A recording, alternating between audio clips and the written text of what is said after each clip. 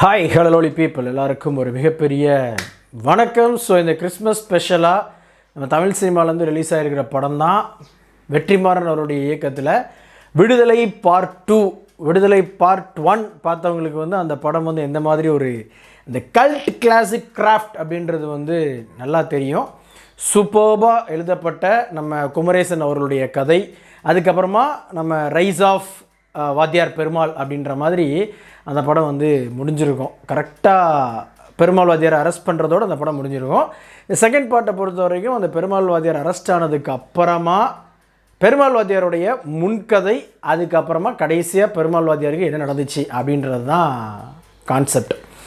ஆக்சுவலாக ஒரு விஷயம் இந்த படத்தில் நம்ம ஃபஸ்ட்டு பாராட்ட வேண்டிய சொல்ல வேண்டிய பாசிட்டிவ் அப்படின்னு பார்த்தீங்கன்னா, எஸ் மக்கள் செல்வன் விஜய் சேதுபதி அவர்கள், அதாவது அந்த ஆதிக்க வர்க்கம் அவங்க ஒடுக்கப்பட்ட மக்களுக்கு எதிராக கட்டவிழுக்கிற அந்த ஒடுக்குமுறை இருக்கு இல்லையா, அதை பார்த்துட்டு ஃபஸ்ட்டு அந்த விம்மி அதை எக்ஸ்ப்ரெஸ் பண்ணுற விஷயமா இருக்கட்டும். அதே மாதிரி போலீஸ்கிட்ட போனால் இந்த விஷயம் சரியாயிரும்பா அப்படின்னு சொல்லிட்டு அங்கே அந்த போலீஸே ஆதிக்க வர்க்கத்துடைய கைக்கூலி தான் அப்படின்ற மாதிரி அதெல்லாம் தெரிகிறப்போ அவர் கொடுக்கக்கூடிய ரியாக்ஷன் எனக்கு ரொம்ப பிடிச்சது அப்படின்னு பார்த்தீங்க அப்படின்னா கிளைமேக்ஸ் தான். கிளைமேக்ஸ் அப்படின்றது விஜய் சேதுபதி என்னவா பண்ணுவார்ப்பா, எப்பா அவர் பணமாக நடித்தா கூட அது பணம் நம்ப வைப்பார் அப்படின்ற மாதிரி அவருடைய பெர்ஃபார்மன்ஸ் அப்படின்றது the best, one of the best performance by Makkal Selvan Vijay Sethupathi அப்படின்னு நான் சொல்லுவேன். அடுத்ததாக நம்ம ஐயா இளையராஜா அவர்கள் சாமி தான், அதில் எந்த வித டவுட்டுமே கிடையாது. பாட்டாக இருக்கட்டும், பிஜிஎம்மாக இருக்கட்டும், எல்லாமே மாண்டேஜ் சாங் அப்படின்னா கூட தினம் தினம் சாங்காக இருக்கட்டும், அதே மாதிரி பிஜிஎம்ஸ், அதாவது எந்த இடத்துல எந்த மாதிரி அதை எலிவேட் பண்ணணும் அப்படின்றது உண்மையிலேயே அவர்கிட்ட எல்லாருமே கிளாஸ் எடுக்கிறது நல்லது அப்படின்றது என்னுடைய பாயிண்ட் ஆஃப் வியூ. சூப்பராக இருந்துச்சு.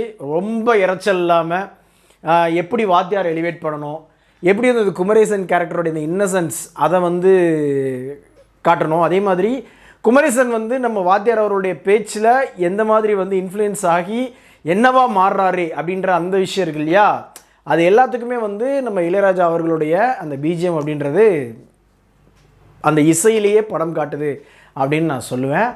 அதே மாதிரி பெர்ஃபார்மன்ஸ் ஓரியன்டாக பார்த்திங்கன்னா நம்ம மக்கள் செல்வனுக்கு அப்புறமா நம்ம மஞ்சு வாரியர் அவங்களுக்குமே சூப்பரான ஒரு மீட்டி ரோல் தான்.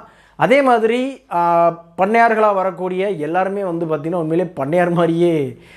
அப்புறம் எனக்கு ரொம்ப ஆச்சரியம்னு சொல்லக்கூடாது, வாவ் அப்படின்ற ஒரு ஃபீல் கொடுத்தது அப்படின்னு பார்த்தீங்கன்னா கென் கருணாஸ் அவர்களுடைய பெர்ஃபார்மன்ஸ். கருப்பனா கொஞ்ச நேரம் தான் வர்றாப்புல, ஆனால் பயங்கர வீரியமாக அவருடைய பெர்ஃபார்மன்ஸை கொடுத்துட்டு போயிடுறாப்புல. படத்தில் ஓவராலாகவே இதுதான் நடக்க போகுது அப்படின்ற மாதிரியான ப்ரெடிக்டபிள் காட்சிகள் கண்டிப்பாக இருக்குது. அதே மாதிரி இன்னொரு முக்கியமான விஷயம், ஃபஸ்ட் ஆஃப் செகண்ட் ஆஃப் ரெண்டுலேயுமே இந்த அரசியல் ப்ரீச்னஸ், அதாவது உங்களுக்கெல்லாம் நான் அரசியல் சொல்லிக் கொடுக்குறேன்னே அப்படின்னு சொல்லி இந்த பாடம் எடுக்கிற அந்த தொனி இருக்கு இல்லையா, அது கொஞ்சம் அப்படியே அந்த மெயின் கண்டென்ட்டை விட்டு கொஞ்சம் டீவியேட் ஆன மாதிரி எனக்கு பர்சனலாக ஃபீல் ஆச்சு. படம் பார்க்குறப்ப உங்களுக்கு எப்படி அப்படின்றத கீழே கமெண்ட் பாக்ஸில் கமெண்ட் பண்ணுங்கள். எப்போவுமே அந்த ஒடுக்கப்பட்ட மக்களுக்காக குரல் கொடுக்கறது அப்படின்றது வரவேற்கத்தக்கது, அது கண்டிப்பாக இருக்கணும், அதை இல்லவே இல்லாமல் ஆகணும் அப்படின்றது தான் எல்லாருடைய ஆசையுமா இருக்குது.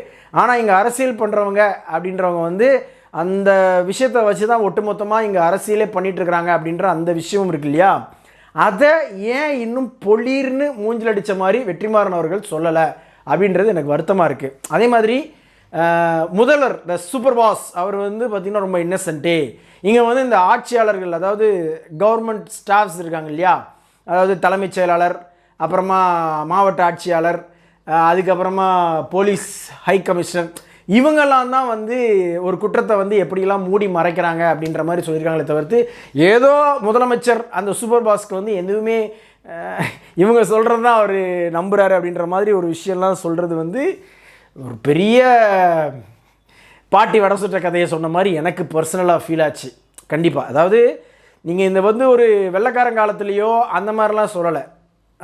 இது நம்ம சுதந்திரம் அடைஞ்சு இங்கே ஜனநாயக முறைப்படி ஆட்சி அதிகாரத்தில் யார் இருக்கணும் அப்படின்னு சொல்லி தேர்ந்தெடுக்கப்பட்டதுக்கு அப்புறமா மக்கள் சப்போர்ட்டோடைய அரசுக்கு எதிரான ஒரு செயல்பாடு இருக்குது அப்படின்னு சொன்னால் அந்த அரசை பற்றி இன்னும் ஓப்பனாக பேசியிருக்கணுமே, ஏன் அதை பேசலை அப்படின்ற ஒரு வாதம் வந்து கண்டிப்பாக வரத்தான் செய்யுது. அதுவும் வெற்றிமாறன் அவருடைய படத்தில் இந்த மாதிரி வந்து ஒரு வாதம் வர்றது அப்படின்றது வந்து, ஏன்னா ஓப்பன் அடிக்கக்கூடிய ஒரு ஆள் அவர் வந்து ஏன் அதை வந்து மூடி மறைக்கிறாரு அப்படின்ற மாதிரி எனக்கு பர்சனலாக ஃபீல் ஆச்சு. சிம்பிளாக சொல்லணும் அப்படின்னு சொன்னால் பிரச்சனை எல்லாத்துக்குமே காரணம் இங்கே வந்து அந்த அரசு அதிகாரிகள் தான் தவிர அரசியல்வாதிகள் இல்லை. அதாவது மேலே ஆட்சியில் இருக்கிற அந்த முதல் மந்திரி அந்த மாதிரி ஆட்கள் இல்லை அப்படின்ற மாதிரி ஒரு விஷயத்த சொல்லியிருப்பாங்க. எனக்கு அதில் உடன்பாடு கிடையாது. அதே மாதிரி அந்த ஒடுக்கப்பட்ட மக்களுக்கு அவங்களுக்கு உண்டான அந்த அதிகாரம் அப்படின்றது வன்முறையால் மட்டும்தான் கிடைக்கும் அப்படின்ற மாதிரியான ஒரு விஷயத்தையும் பார்த்திங்கன்னா ஊடல படம் முழுக்க கொஞ்சம் வந்து வயலன்ஸ் பயங்கரமாக ரத்தம் தெறிக்க சொல்லியிருக்கிறது அப்படின்றது இப்போ உள்ள ஜென்ரேஷனுக்கு வந்து பார்த்திங்கன்னா ஒரு தப்பான ஒரு முன் உதாரணமாக போயிருமோ அப்படின்ற ஒரு தாக்கமும் கண்டிப்பாக இந்த படம் மூலமாக இருக்குது. ஸோ ஓவராலாக பார்க்குறப்ப வந்து பார்த்திங்கன்னா வழக்கமாக வெற்றிமாறன் டச் அப்படின்னு நம்ம நிறையா சொல்லுவோம் இல்லையா, அது இந்த படத்தில் நிறைய இடத்துல மிஸ் ஆன மாதிரி எனக்கு பர்சனலாக ஃபீல் ஆச்சு. வழக்கமாக சீன்ஸ் மூலமாகவே இங்கே ஆடியன்ஸோட கனெக்ட் ஆகிற நம்ம வெற்றிமாறன் அவர்கள் இந்த தடவை டயலாக்ஸ் மூலமாக நம்மளை வந்து ரீச் பண்ண ட்ரை பண்ணுறாப்புல. அந்த டயலாக்ஸ் நிறைய இடங்களில் கைத்தட்டுகள் வந்தாலும் சில இடங்களில் நம்மளுக்கு வந்து இது வேறு மாதிரி போகுதோ, ரூட் மாதிரி டிவேட் ஆகி போகுதோ அப்படின்ற மாதிரியான தாக்கமும் இந்த படம் கண்டிப்பாக கொடுக்குது அப்படின்னு நான் சொல்லுவேன்.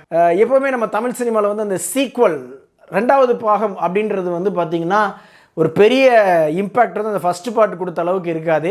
ஸோ அது அந்த மித்து இன்னும் கண்டினியூ ஆகுது அப்படின்னு தான் நான் சொல்லுவேன். வெற்றிமாறனுடைய படைப்புகளில் கொஞ்சம் சுமாரான படைப்பாக இந்த படம் வந்து கண்டிப்பாக இருக்கும் அப்படின்றது என்னுடைய பாயிண்ட் ஆஃப் வியூ. இந்த படத்துக்கு என்னோட ரேட்டிங் கிடைக்கும் பார்த்தீங்கன்னா கண்டிப்பாக 5க்கு 3 கொடுப்பேன். வீடியோ பிடிச்சிருந்துச்சுன்னா லைக் பண்ணுங்கள், ஷேர் பண்ணுங்கள்.